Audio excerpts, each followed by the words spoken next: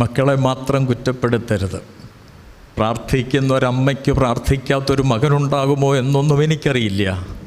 ഞാനിവിടെ നിൽക്കുന്നെങ്കിൽ പ്രാർത്ഥിക്കുന്നൊരമ്മ എനിക്കുണ്ടായിരുന്നു എന്ന് പറയുവാൻ, ഈ പരിശുദ്ധ മൃദുവായി സാക്ഷി നിർത്തി പറയുവാൻ എനിക്ക് മടിയില്ല.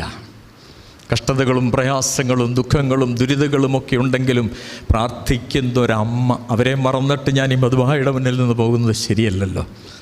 അപ്പം അമ്മമാരുടെ പ്രാർത്ഥന ഓർമ്മപ്പെടുത്തുകയാണ്. അപ്പോൾ ഈ ശതാധിപൻ, നിങ്ങൾക്കറിയാം, എത്രയോ പ്രാവശ്യം കേട്ടതാണ്. അവൻ കവർന്നഭൂമിയിലെത്തിയപ്പോൾ ഒരു ശതാധിപൻ വന്നവനോട്, കർത്താവേ, എൻ്റെ ബാല്യക്കാരൻ പക്ഷപാതം പിടിച്ച് കഠിനമായി വേദനപ്പെട്ട് വീട്ടിൽ കിടക്കുന്നു എന്നപേക്ഷിച്ചു.